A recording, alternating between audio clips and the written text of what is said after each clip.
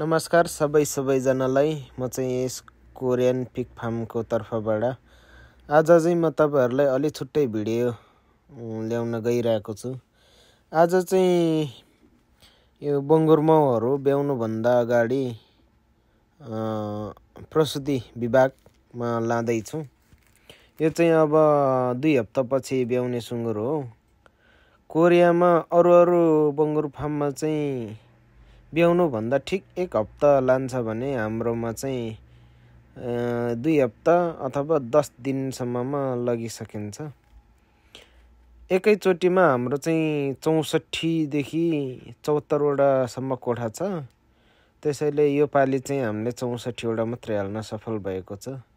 हाम्रोमा चाहिँ प्रत्येक 21 दिनमा चाहिँ यसरी रोटेसन हुन्छ। माउहरु यसरी बिस्तारै लानुपर्छ। यिनीहरुलाई धेरै पिटेर जबरजस्ती गरेर पनि लाने हुँदैन। बिस्तारै फकाइ लानुपर्छ। त्यसरी जबरजस्ती गर्ने, पिट्ने, घोज्ने गर्यो भने चाहिँ बच्चा आफ्नो डेट भन्दा अलि अगाडि नै ब्याउन सकिन्छ, तुइन सकिन्छ। तुयो भने खेर जान्छ, बच्चा राम्रो हुँदैन, बच्चा काम लाग्दैन। अनि कुनै चाहिँ धेरै नै जबरजस्ती हुन्छ। अलि बल पनि प्रयोग गर्नुपर्छ, नभए फकाइ पनि लानुपर्छ। यिनीहरु कुनै चाहिँ राम्रैसँग हिँड्छ, कुनै चाहिँ एकदम अत्याधिक उश्रृङ्खल खालको हुन्छ। हेर्नुस्, यो बङ्गुरको पछाडिपट्टि लेखेको रातो अक्षरले लेखेको चाहिँ राखाले पेन्टले लेखेको यिनीहरुको नम्बर हो। बङ्गुरको हरेक मको बङ्गुरको नम्बर लेख्नु पर्ने हुन्छ। त्यसै नम्बरको आधारमा यिनीहरुलाई एउटा यिनीहरुको कार्ड, आइडेन्टिटी कार्ड हुन्छ। त्यसमा ब्याउने डेट, कतिवटा ब्यायो, बिउ कहिले लायो, सबै चीज चाहिँ त्यहाँ लेखाजोखा गरेको हुन्छ। बिरामी भयो भने के बिरामी भयो, औषधि हान्यो भने के औषधि हान्यो, भ्याक्सिन कहिले हान्यो, कति हान्यो, सबै लेखाजोखा चाहिँ यो कार्ड भित्र हुन्छ। यसरी हामीले बिस्तारै छिराइसकेको छौं।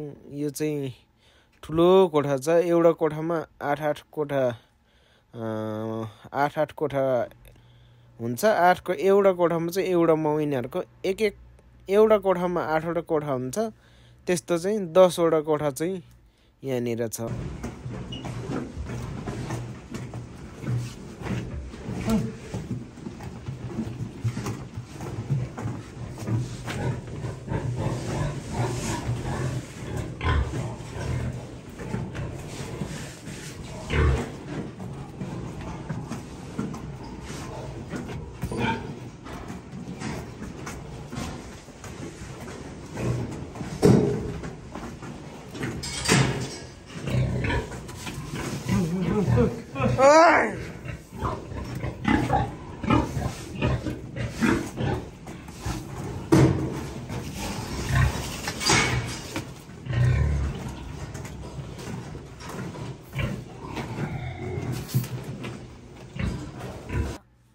यसरी भित्र हालिसकेपछि चाहिँ भित्र एकजना साथीले यसरी छेकेर आफ्नो कोठामा हालिरहेको छ। अनि यिनीहरुलाई यसरी बारछेक गरेर राख्नुपर्छ। कुनै माउहरु फनक्क फर्केर फेरि बाहिरतिर आउन पनि सकिन्छ। माउहरु सरक्क हिँड्छ। आफ्नो ठाउँ लगभग चिनिसकेको हुन्छ। यिनीहरुले धेरै पटक यस्तो ठाउँमा बसेर होला सायद। यहाँ चाहिँ बत्ती, पानी सबै, तातो हिटरहरु सबै सेटिङ गरेर न्यानो बनाएर राखेको हुन्छ। यिनीहरुको कार्ड चाहिँ यसरी राख्नु पर्ने हुन्छ। आफ्नो नम्बरको कार्ड ट्याक्का झुन्डाएर राख्नु पर्ने हुन्छ।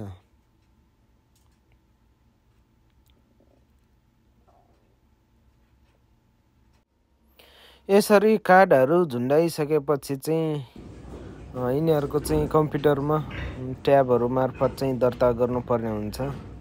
यसरी आफ्नो नामको कार्डहरु चाहिँ दर्ता गरेर राख्नुपर्ने हुन्छ, जुन यस ट्याबबाट सबै मिल्छ। यही ट्याब अन्तर्गत यसरी दर्ता गरेपछि दाना कति खाने, के खाने अटोमेटिकली सेटिङ गरेको हुन्छ। दाना पानी सबै अटोमेटिक सेटिङ भएर टाइम टु टाइम झरिन्छ। कुन माउले कति दाना खान्छ सब यसमै सेटिङ गरेको हुन्छ। यो सेटिङ काम गर्ने बच्चाहरू पुस्ने बच्चा थाप्ने चाहिँ प्राय केटीहरूको काम हुन्छ, अलि सजिलो काम हुन्छ। केटाहरूलाई चाहिँ अलि गाह्रै काम हुन्छ।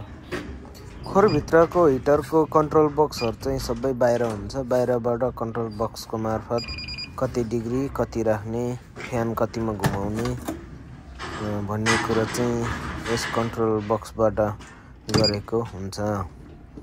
धन्यवाद। तपाईहरूलाई मैले बनाएको भिडियो कस्तो लाग्यो, जानकारीमूलक लाग्यो कि लागेन, पक्कै पनि जानकारीमूलक लाग्यो होला। केही प्रतिक्रिया दिनुहोस्। धन्यवाद।